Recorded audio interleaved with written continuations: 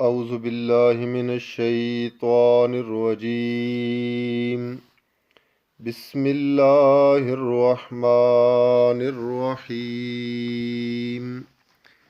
ألف لام ميم.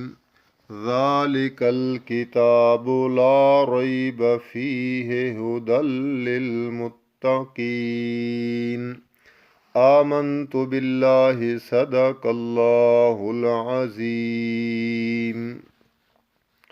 انتہائی قابل احترام سامعین ذی وقار، آپ حضرات کی خدمت میں سورۃ البقرہ کی پہلی آیت یعنی آیت نمبر 1 تلاوت کی ہے، اور انشاءاللہ تعالی آج سے ہم سورۃ البقرہ کے تفصیلی اور ترتیب کے لحاظ سے درس کا آغاز کر رہے ہیں۔ آپ دعا فرمایا کریں اللہ تعالی ہمیں ان دروس والی کوشش اور کاوش کو پائے تکمیل تک پہنچانے کی توفیق عطا فرمائے، اور پھر جو کچھ ہم سنائیں آپ سنیں، اللہ تعالی اس پر عمل کرنے کی بھی توفیق عطا فرمائے۔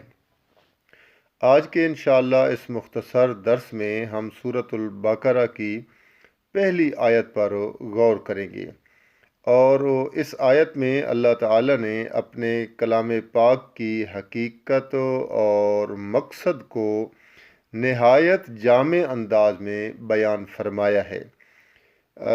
آیت میں تلاوت کر چکا ہوں، اب ہم اس کا آسان سا ترجمہ عرض کر دیتے ہیں۔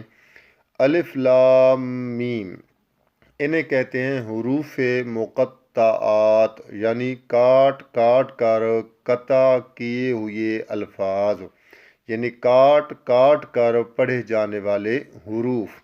اور ان کے بارے میں نبی علیہ الصلوۃ والسلام نے فرمایا کہ ان کا معنی اور مراد اللہ کے سوا کوئی نہیں جانتا۔ اور حضرت ابن عباس رضی اللہ تعالی عنہ سے روایت ہے کہ ھذا سر من اسرار اللہ تعالی، ان کا یہ اللہ تعالیٰ کے رازوں میں سے ایک راز ہیں جو اللہ تعالیٰ نے کسی کو بھی نہیں بتائے۔ چنانچہ ذالک الکتاب، یہ وہ کتاب ہے جس میں کوئی شک نہیں، یہ ہدایت ہے پرہیزگاروں کے لیے۔ تو یہ قرآن لا شک کتاب ہے، لا ریب کتاب ہے، چونکہ اللہ تعالیٰ نے فرما دیا ہے ذالک الکتاب لا ریب فیہ، یہ وہ کتاب ہے جس میں کسی قسم کا کوئی شک نہیں ہے۔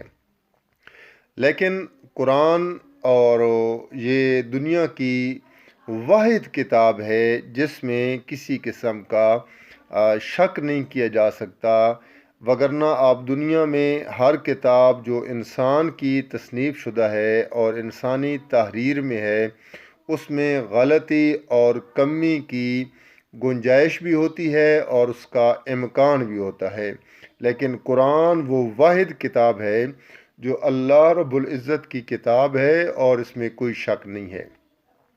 اور صرف شک نہیں بلکہ اس میں نہ کوئی تضاد ہے نہ کوئی کمی ہے، اور وہ تضاد بھی نہیں کہ پہلے پارے میں اللہ تعالیٰ کچھ کہے، اگلے پارے میں اللہ کچھ کہے، گزشتہ آیات میں اللہ تعالیٰ کوئی اور حکم بیان کریں، اگلی آیات میں اس کے خلاف حکم بیان کریں، کوئی تضاد نہیں ہے، بلکہ اللہ تعالیٰ نے اس کو اس طریقے سے، اس ترتیب سے آیات کو معانی کے لحاظ سے مربوط کیا ہے، جس طرح زنجیر کی کڑیاں ایک دوسرے کے ساتھ ملی ہوئی اور جڑی ہوئی ہوتی ہیں۔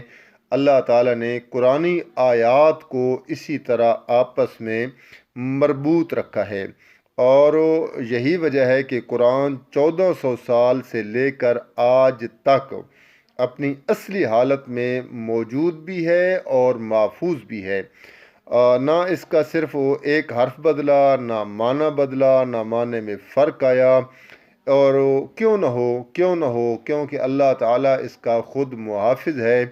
انا نحن نزلنا الذکر وانا لہ لحافظون، بے شک ہم نے اس قرآن کو، اس ذکر کو خود نازل کیا اور اس کے محافظ بھی ہم ہیں۔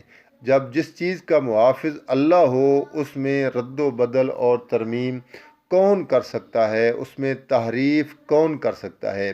اور جس دن سے قرآن کا نزول ہوا، قرآن کے مخالفین نے اور نبی علیہ الصلاۃ والسلام کی جو نبوت کے رسالت کے منکرین تھے، جو کہتے تھے کہ یہ اپنی طرف سے بنا بنا کے لاتا ہے، تو اللہ تعالیٰ نے انہیں چیلنج کیا تھا کہ فَأْتُوا بِسُورَةٍ مِّن مِّثْلِهِ وَادْعُوا شُهَدَاءَكُمْ، تم بھی قرآن جیسی کوئی مثل بنا کے لے آؤ، کوئی ایک صورت بنا کے لے آؤ، لیکن وہ نہیں لا سکے۔ تو قرآن کی حقانیت، قرآن کی صداقت، سچائی اور قرآن کے محفوظ ہونے پر اللہ تعالیٰ کی قرآن مجید میں بے شمار آیات ایسی ہیں جو دلیل ہیں اس بات کی کہ قرآن نہ بدلہ ہے، نہ اس میں تضاد ہے، بلکہ یہ لا ریب کتاب ہے، اس میں کوئی شک نہیں ہے۔ جب یہ خود لا ریب ہے تو اندازہ لگائیے، تھوڑا سا موضوع کو دلچسپ بھی بناتے ہیں، معلوماتی بھی بناتے ہیں۔ جب یہ خود لا ریب ہے تو اس کے ذریعے جتنے بھی ریب ہیں، جتنے بھی شک ہیں، یہ تمام شکوک و شبہات کو دور کرتا ہے۔ مثلا آج کل کے دور میں یہ جو ہماری مذہبی تفرقہ بازی ہے، اور وہ عام بندہ جو قرآن و حدیث نہیں پڑھا ہوا یا زیادہ سمجھا ہوا نہیں ہے، وہ شک میں پڑتا ہے کہ میں کدھر جاؤں۔ ادھر بھی داڑھی پگڑی والے ہیں، ادھر بھی داڑھی پگڑی والے ہیں، یہ بھی سنت کے نام لیوا ہیں، یہ بھی سنت کے نام لیوا ہیں، یہ بھی پیغمبر علیہ السلام کے پیروکار ہونے کا دعویٰ کرتے ہیں، یہ بھی پیغمبر علیہ السلام کے پیروکار ہونے کا دعویٰ کرتے ہیں، یہ بھی کہتے ہیں کہ ہم حق پر ہیں، یہ بھی کہتے ہیں کہ ہم حق پر ہیں۔ تو پھر اس سینیریو میں، اس حالت میں، اس پوزیشن میں وہ بندہ جو زیادہ معلومات نہیں رکھتا وہ کہاں جائے؟ تو قرآن اس کے شک کو دور کرتا ہے، قرآن اس کے تمام شکوک، جس بات میں وہ شک میں پڑ گیا ہے، قرآن اس کو دور کرتا ہے۔ مثلا جو شک پڑ گیا ہے کہ مردے سنتے ہیں کہ نہیں سنتے ہیں، تو قرآن اسے واضح الفاظ میں بیان کرتا ہے کہ اِنَّکَ لَا تُسْمِعُ الْمَوْتَىٰ، میرے پیغمبر بے شک آپ مردوں کو نہیں سنا سکتے ہیں۔ وَمَا أَنْتَ بِمُسْمِعٍ مَّن فِي الْقُبُورِ، جو قبر میں چلا جائے وہ باہر والے کی پکار نہیں سن سکتا ہے۔ لوگ کہتے ہیں قبر میں لوگ زندہ ہوتے ہیں جو فوت ہو جاتے ہیں، اور ڈائلاگ بنا کے رکھے ہیں کہ ولی اللہ دے مردے نہ ہی، اللہ تعالیٰ نے اس کی جڑ پہلے سے کاٹی ہوئی ہے۔ اللہ نے 29ویں پارے میں بیان فرما دیا کہ الم نجعل الارض کفاتا احیاء و امواتا، کیا زمین کو ہم نے کافی نہیں بنایا زندوں کے لیے اور مردوں کے لیے، زندہ زمین کے اوپر اور مردہ زمین کے نیچے۔ پھر انبیاء کے متعلق لوگوں نے طرح طرح کے عقائد بنا کے رکھے ہیں۔ انبیاء اپنی قبروں میں سنتے ہیں، جی فلاں روایت میں آ گئے، جی فلاں روایت میں آ گئے جی۔ اللہ تعالیٰ نے قرآن مجید میں آیات کا نزول کر کے انبیاء کے ساتھ ایسے واقعات پیش کر کے اللہ تعالیٰ نے یہ بھی مسئلہ سمجھا دیا کہ دیکھو قبر میں جانا تو پھر بعد کی بات ہے نا، آئیں دیکھتے ہیں اللہ کا ایک پیغمبر ہے، نام ان کا عزیر علیہ السلام ہے، وہ ان کو اللہ تعالیٰ نے موت دی ہے، اور موت بھی اللہ کتنی دے رہی ہیں اور وہ کیا سمجھ رہی ہیں۔ تو اللہ تعالیٰ نے عزیر علیہ السلام کا واقعہ 3 پارے میں اس کا بیان کیا ہے۔ اللہ نے فرمایا کہ کم لبستہ، میرا پیغمبر کتنا ٹھہرے ہو؟ تو حضرت عزیر علیہ السلام فرماتے ہیں کہ لبست یومن او بعض یوم، میں ٹھہرا ہوں دن یا دن کا کچھ حصہ۔ اللہ نے فرمایا کہ نہیں، بل لبست مئۃ عام، بلکہ میرا پیغمبر آپ 100 سال ٹھہرے ہو، 100 سال ٹھہرے ہو۔ اب یہ اللہ کا پیغمبر ہے اور فوت شدہ حالت میں ہے، زمین کے اوپر بھی ہے، اور اس کا جسم بھی محفوظ پڑا ہے، بغیر روح کے پڑا ہے، اور 100 سال گزر گئے ہیں، لیکن وہ فرما رہی ہیں کہ لبست یومن او بعض یوم۔ اب کیا کہیں گے، نعوذ باللہ پیغمبر نے جھوٹ بولا ہے؟ نہیں، قطعاً یہ نظریہ نہیں رکھنا ہوگا۔ ہم کہیں گے کہ پیغمبر نے اپنے علم کے مطابق کہا کہ میں جس وقت یہاں موجود تھا، سورج وہاں کھڑا تھا، اب یہاں کھڑا ہے، تو میں دن یا دن کا کچھ حصہ ٹھہرا ہوں۔ لیکن اللہ فرماتے ہیں کہ بل لبست مئۃ عام، آپ تو 100 سال یہاں پہ ٹھہرے ہیں۔ معلوم ہوتا ہے کہ اللہ کے پیغمبر کو बाहर की ना आब व हवा का पता चला, ना गुज़रने वालों का पता चला, ना मौसमों के तगय्युर तबद्दुल का पता चला, ना किसी किस्म का जो हवाएं चलीं, आंधियां चलीं। आप अंदाज़ा कर सकते हैं कि 100 साल में कितने झक्खड़, कितने तूफ़ान, कितनी आंधियां, कितनी बारिशें, कितना लोगों का गुजरना होगा, चिड़ियों का चहचहाना होगा, बादलों का गरजना होगा। लेकिन अल्लाह का पैगंबर उन तमाम आवाज़ों से, तमाम तगय्युर और तबद्दुल वाले मौसमों से बेखबर थे। तभी तो कह रही हैं कि मैं दिन या दिन का कुछ हिस्सा ठहरा हूँ। एक साल में 4 मौसम बदलते हैं, 100 साल में कितने मौसम बदली हुए होंगे, लेकिन अल्लाह के पैगंबर को पता नहीं। तो कुरान इन शकूक व शुबहात को दूर करता है कि कुरान पढ़ो, लज़ालिकल किताब ला रैब फीह, ये किताब ऐसी है जिसमें किसी किस्म का शक नहीं है। फिर आगे अल्लाह फरमाते हैं कि हुदल लिल मुत्तकीन, ये किताब हिदायत है उन लोगों के लिए जो तकवा इख्तियार रखने वाले हैं। तकवा इख्तियार रखने वाले जो लोग हैं उनके लिए ये किताब हिदायत है।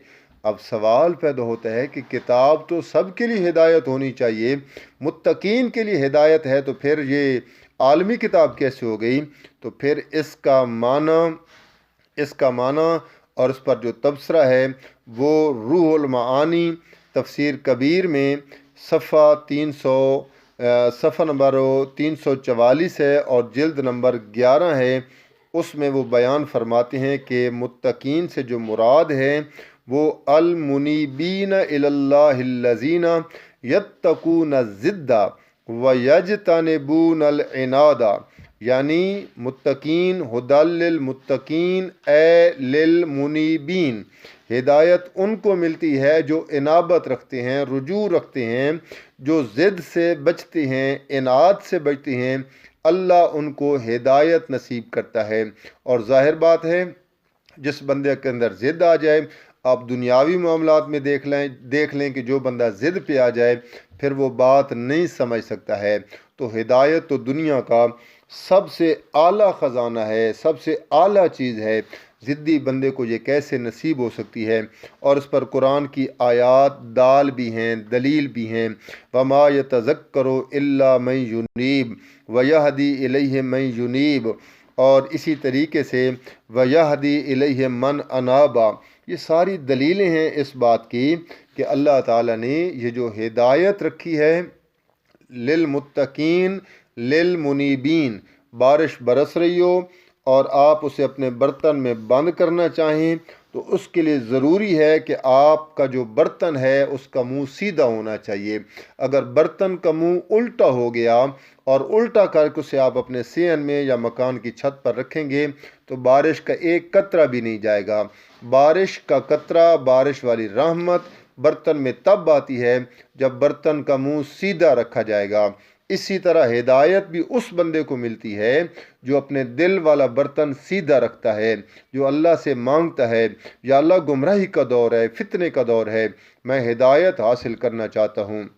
और फिर कुरान कहता है वल्लज़ीना जाहदू फ़ीना लनहदियन्नहुम सुबुलना, जो हमारी तरफ आने की कोशिश करता है हम उसके लिए हिदायत के सारे दरवाज़े खोल देते हैं और उसे बुलाते हैं कि जिस दरवाज़े से तेरी मर्ज़ी आ जा। तो सूरत बकरा की पहली आयत पर हमने चंद मारूज़ात आपकी गोश गुजार कर दी हैं।